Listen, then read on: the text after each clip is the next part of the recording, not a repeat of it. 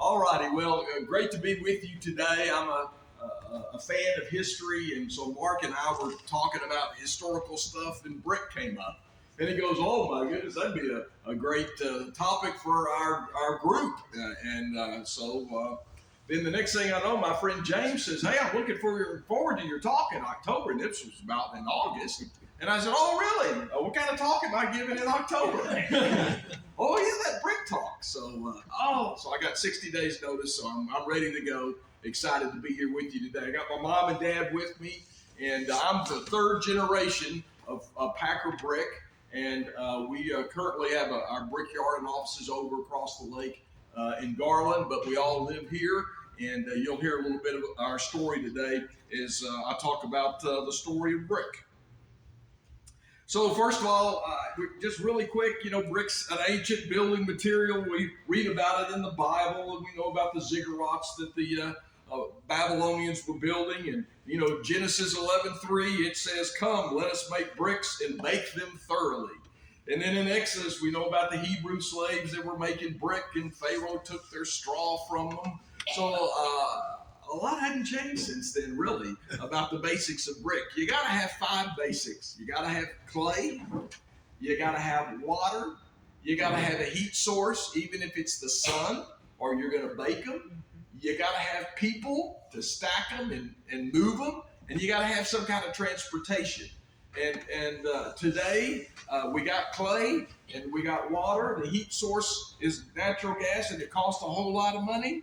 People, we still got people, great people. They cost a whole lot of money.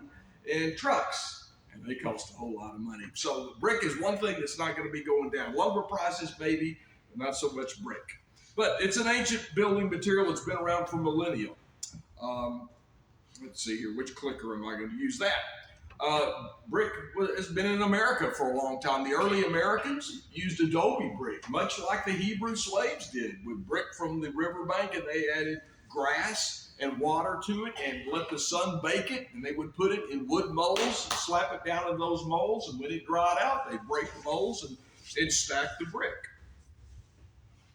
The oldest brick house in the United States is built in 1680. When you think about early American cities, you think about Philadelphia and Boston, Alexandria, Virginia. I love old Alexandria and the cobblestone streets and the old historic colonial brick structure there. Well, this is a structure that has indeed stood the test of time. It was owned and built by Peter Tufts and his family, a donated land for Tufts University there in Massachusetts. It's got 4 bedrooms, 1 bathroom, and 7 fireplaces.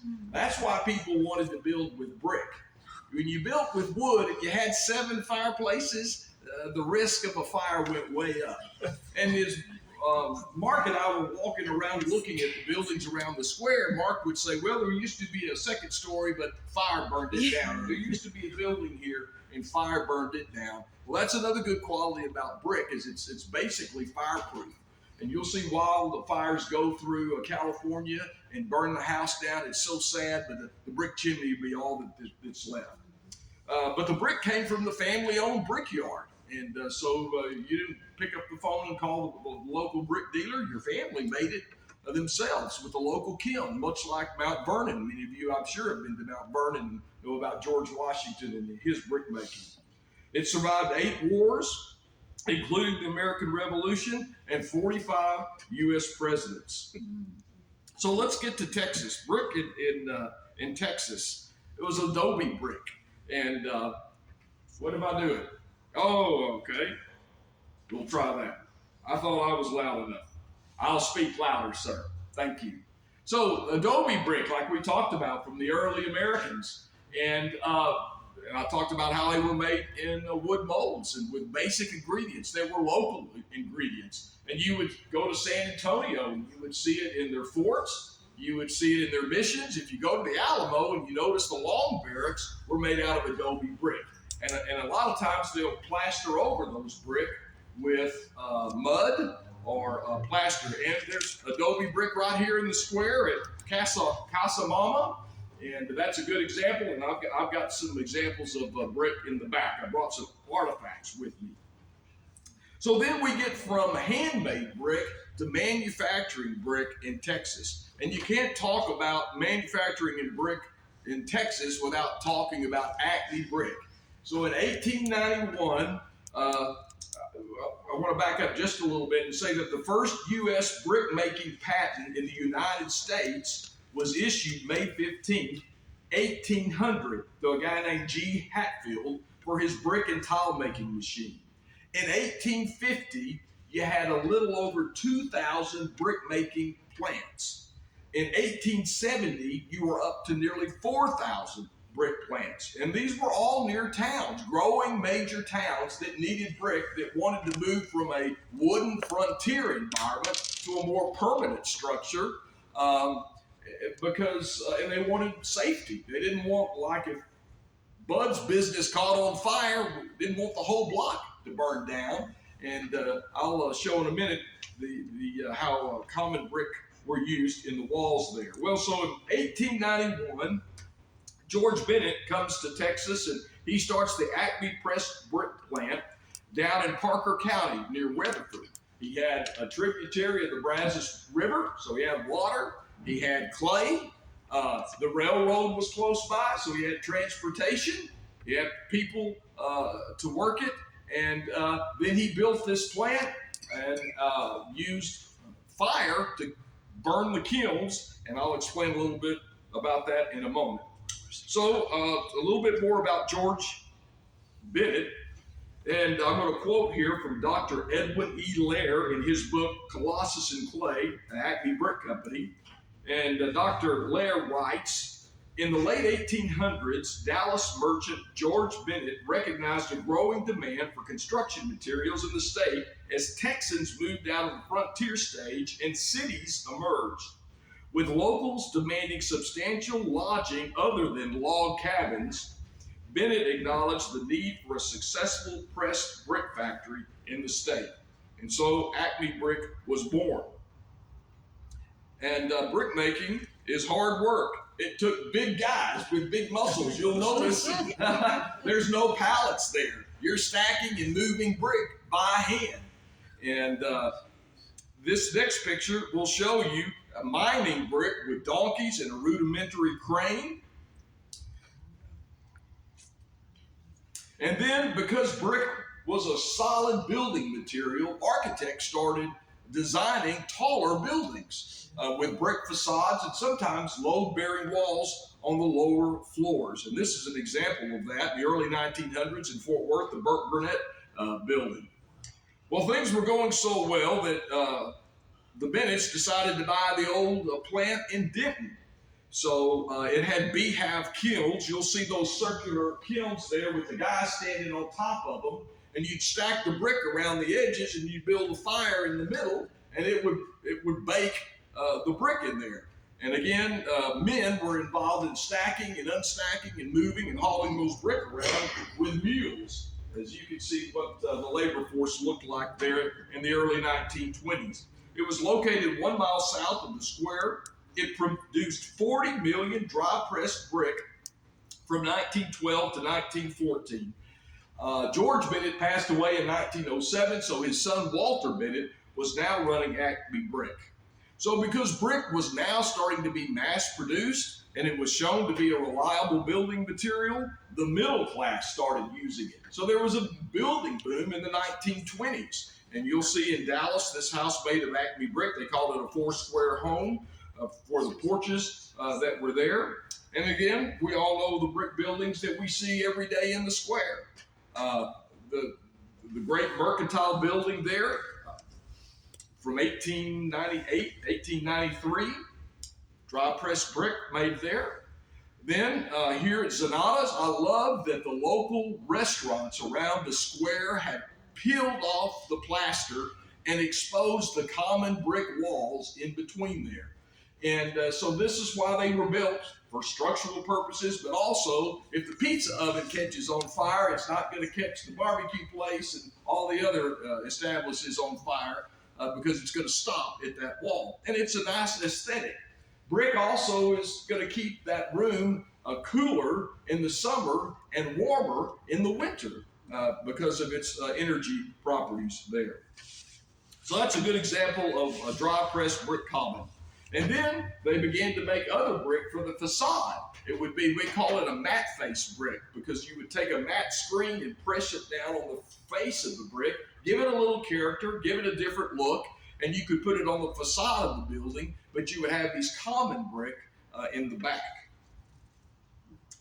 This is an indication of how many brick plants started popping up around Texas. There were so many businesses and establishments that were demanding brick.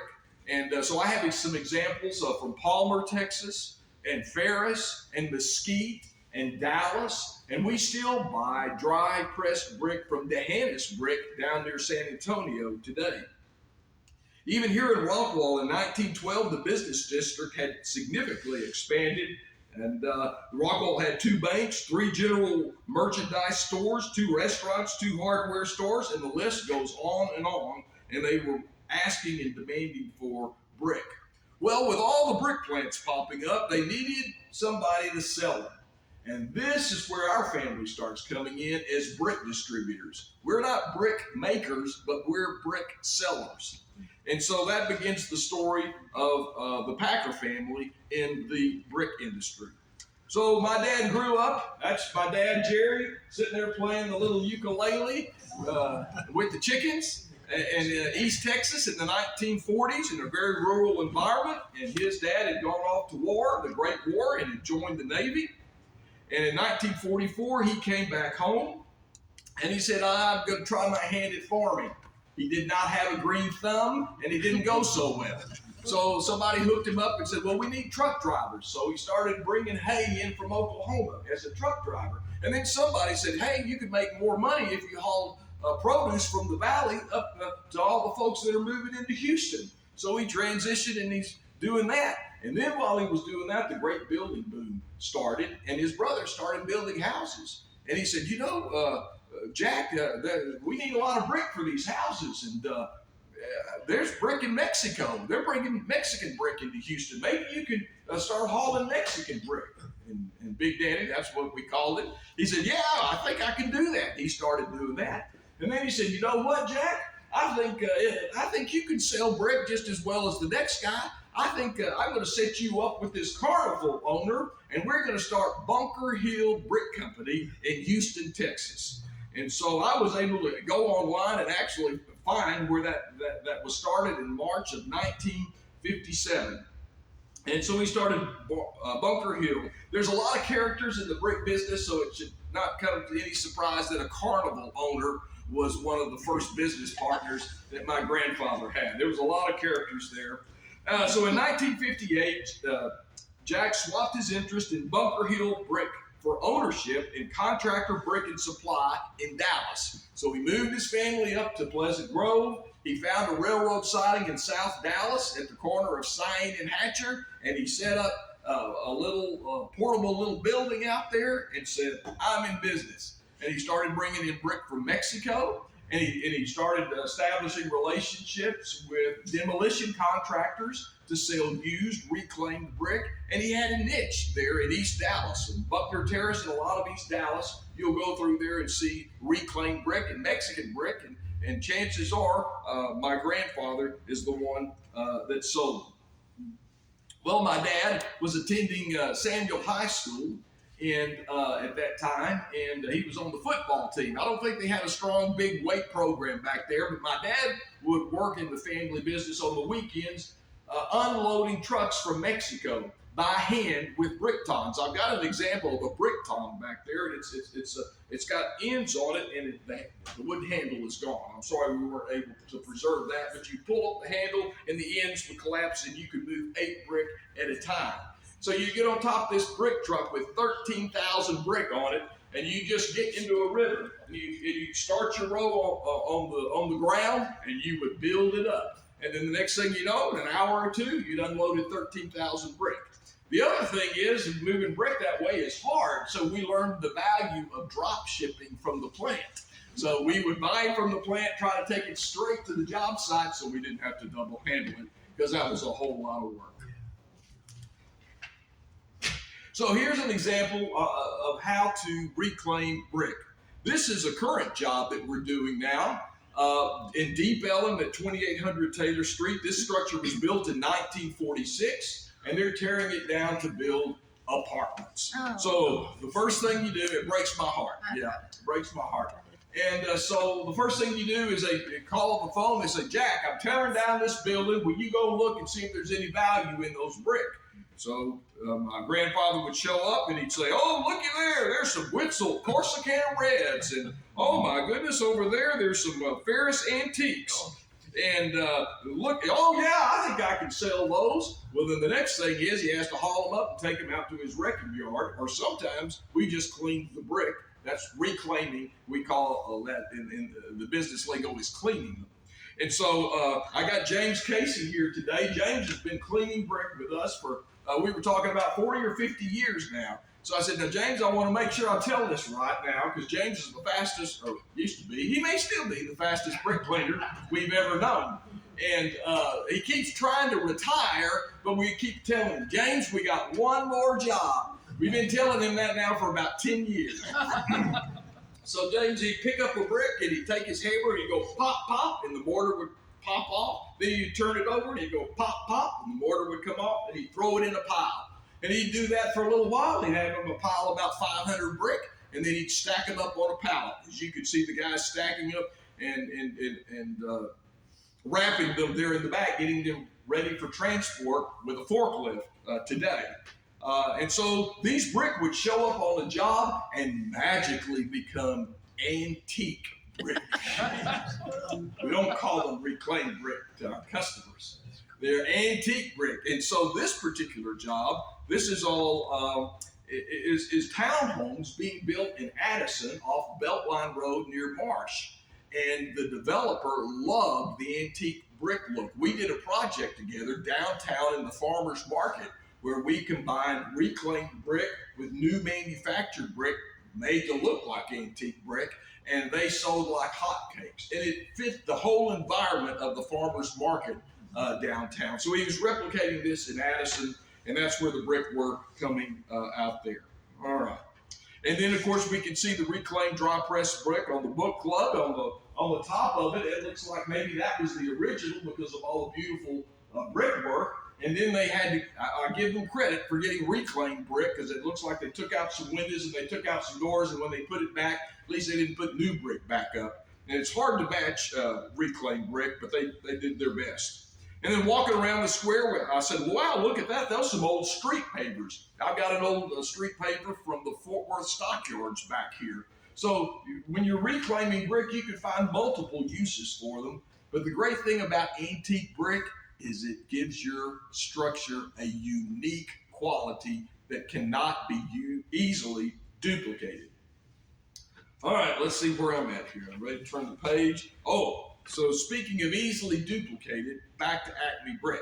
In the 1950s, Acme introduced a king-size brick. You know, before then it was modular brick. It was about 2 1/4 by 7 5/8. And then all of a sudden, Acme made it taller, 2 5/8, and longer, 9 5/8. And said, hey, you know what, Mr. Builder? Now you can use less brick. The cost per square foot just went down.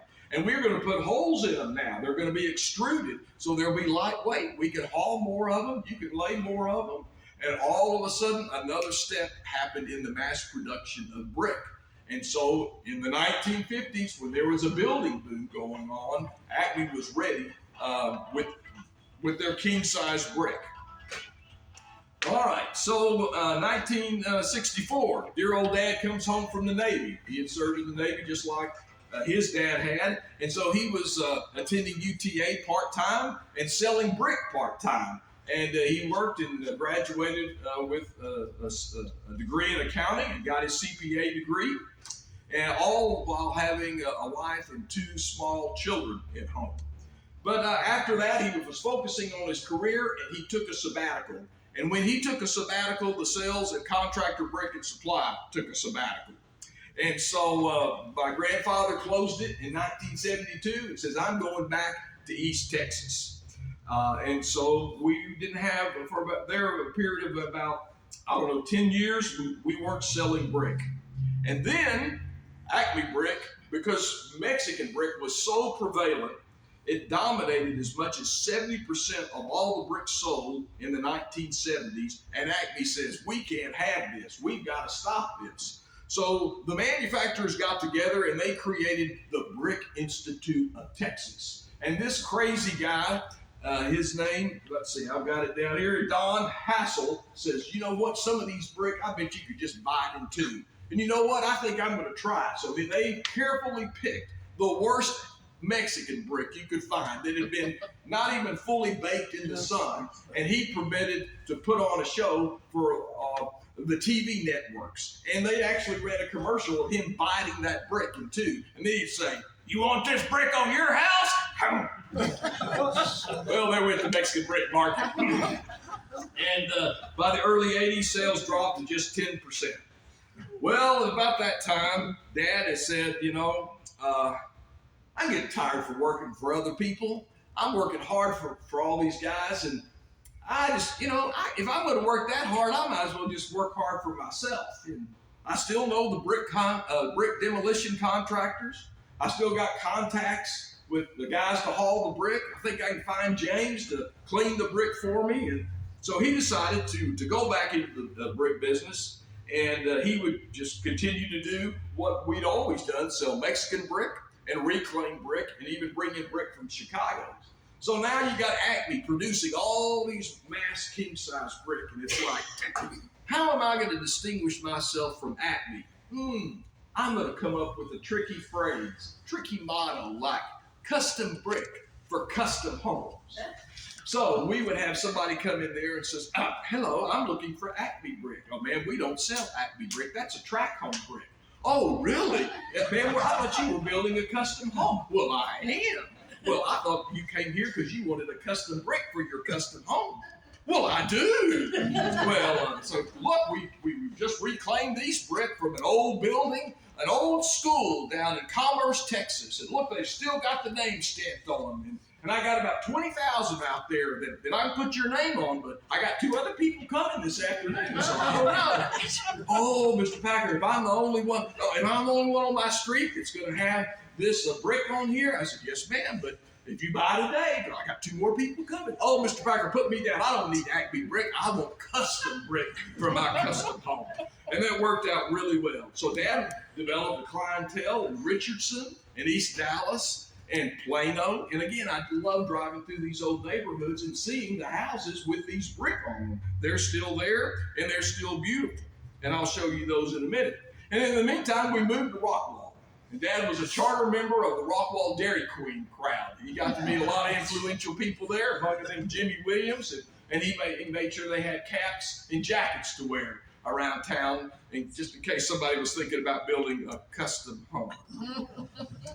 This is the house that we built when we moved to Rockwall in 1978. And of course, if you're going to talk the talk, you got to walk the walk. So Dad built the house out of Dallas stiff muds when they were tearing down these very old buildings in downtown Dallas to make room for, I think it's called One Main Place. These Dallas stiff buds were dug out of the ground. Again, handmade, in molds, very rare, very unique. I've got a couple of them back there, and that's how he built the family home place, if you will. And then these are an example of a couple of houses in Richardson. Still look as beautiful today as they did when Dad was selling them back in the 70s and in the 80s. And then at the end of the 80s, this phenomenon called Chicago brick showed up. And everybody wanted to have Chicago brick. It took off in such a way that block after block in North Dallas, you could start at Campbell Road and move forward, go to Plano, and see whole neighborhoods made out of this Chicago antique brick. Well, Dad says, I got to find me a source of this Chicago antique brick. But my brick's got to be different from everybody else's Chicago antique brick, so I wonder what I'm going to do. So somehow or another, he got hooked up with a retired detective from the Chicago Police Department. And he said, yes, I'll be happy to sell you brick. And Dad said, okay, well, do I need to send you a check or I need to? He goes, no, I'm going to ship you brick in a boxcar. I'm going to send you an invoice and you're going to pay for it. And if you don't pay for it, I'm going to come down there and break your legs. So no need to establish credit. So we sold literally millions of Chicago brick, bringing them in by boxcar time after time. And here's the Laughlin building is a good example of that. This is another example that today we still sell Chicago antique brick, even though they're up to $2 a piece now because they're very rare. We don't bring them in by boxcar anymore, but we bring them in a truckload at a time. But they still move and still sell. And then things tanked in the 80s. We had a terrible recession. When I was coming out of college, I think the interest rate shot up to 18%. We were looking to buy our first house, and we learned what an ARM was. And I was so happy to get a 9% ARM. And so we put that in context to what's happening today. So all of a sudden, the housing market tanked, and the brick companies had brick to sell. And well, the antique brick was so expensive, and our supply was dwindling. So maybe we ought to dabble in manufacturing brick. Maybe we ought to pivot a little bit. So Dad would get on the phone and call these local brick companies, and they would say, "Sure, come on in. Just bring a check with you when you come." So we'd pick up a load of brick and we'd drop off a check, and we would establish directions that way. One of the companies that we had a great relationship with and still do today is Commercial Brick Corporation up in Wewoka, Oklahoma. It's a family-run manufacturer up there, and they've got a big plant. And Dad was sitting around saying, "You know, these brick are okay, but they're kind of ugly. I wonder if you could make a new brick look like an old brick." "Well, Jerry, we can try." And so what they did, they would flash the brick. You would take a red brick, you would flash it, and it would put beautiful brown colors in there. And one of those brick is Cromwell. The brick on the house on the left is Cromwell with gray mortar. But you put Cromwell with light colored mortar and buff mortar, it popped. And that became the hottest selling brick for us. And it made Acme jealous, which made us happy. And we were selling old world king size brick that was affordable. And when the housing market came back, we were ready. Cromwell was the hottest selling brick from 1995 to 2015. And CBC continued to dabble in that. They made commercial antique. This is my brother's house here. And it looks like Chicago antique. It's a king size brick. It's tumbled. It's beat up. So if you can't afford $2 a brick, well, I got something over here for 50 cents a brick. Oh, that'll be just fine. I think I'll take that. Then the next thing that happened was, I think, Chip and Joanna Gaines and HGTV. Everything turned white and light. Oh, we're going to have a fixer-upper. We're going to fix up your house, and we're going to add a little here, add a bathroom there. Well, how are we going to fix up the out of the house? And we just paint it. And so we used to have regional trends throughout the country, and you would have regional brick styles. No more. Everybody wants light and white. Everybody wants 5 colors. And that's why it takes 6 to 8 months to get light and white brick. So this is a conversation. COVID shut down our office. And so I said, "Dad, there's no reason to come to the office anymore. There's nobody coming in. You just take a break, and what we'll do is we got an answering machine. You just check the answering machine now and then." So this strategy has worked out very well for us. You'll call into Packer Brick. We're running lean and mean, and I'm sorry you're going to get an answering machine. It's going to be friendly, but somebody's going to call you back. Dear Jerry will call you back. "Hello, this is Jerry Packer. How can I help you?" "Oh, Mr. Packer, thank you so much for calling me. I've got a house and I need to pick some brick." "Okay, well, that's great. How have you started your house yet?" "Oh, Mr. Packer, we're putting a roof on the house." "Yes." "Okay, all right. Well, what kind of brick do you want?" "Oh, I want white brick." "Oh, it's 6 to 8 months to get white brick." "Oh, Mr. Packer, what am I going to do?" "Well, I think if you'll come to my brickyard and talk to my son, Jack will help you find a suitable brick." So they come to the brickyard. Says, "Okay, I need a brick in 4 weeks, and I need it to be white." And Jack will say, "Well, I got these red brick that have white paint on them that are coated. We can do." "Oh, I don't want any red. Don't want to see any red coming through." I said, "Well, I don't know what else to do. I've got these architectural brick over here. Now they're white all the way through, but they're twice your budget." "Oh, I can't spend that." And so this conversation goes on for about 30 minutes, and then they walk out of there and say, "I guess I'll just take whatever you got and paint it." And that's what's happened. And this is an example of a neighborhood and a house that you can go down a street today, and you'll be able to tell all the houses that were built in the 2020s because they're all light and white. And I thought it was interesting here as Mark and I were taking our tour of the square that we saw a guy painting over painted brick. So that's another thing, you know, hey, I want white brick this month, but maybe next month I want blue brick. So we just paint it all out. I just keep changing styles. As a result of that, all of us brick manufacturers and distributors got together and said maybe we don't hate each other as much as we thought we did. Maybe we need to come together and promote brick. So we got our friend Charles Haley here to help us with a brick campaign called Can't Beat Brick.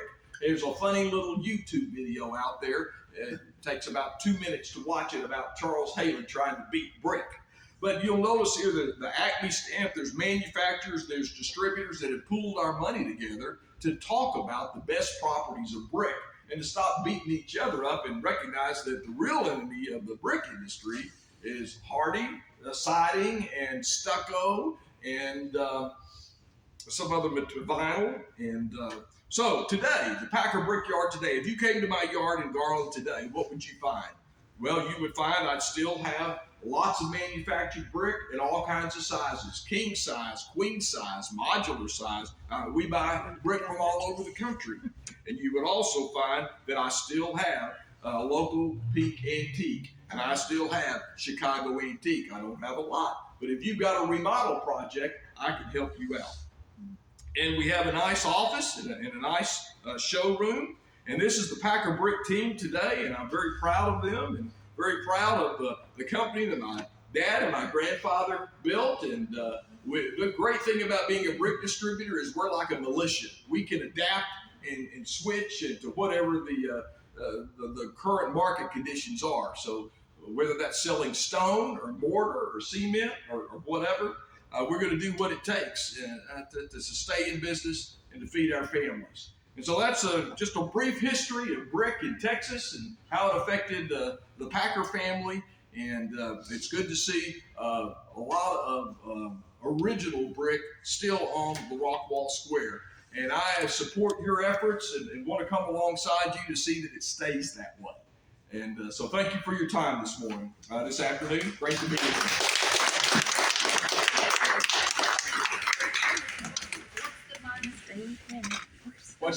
What are the minuses of painting brick?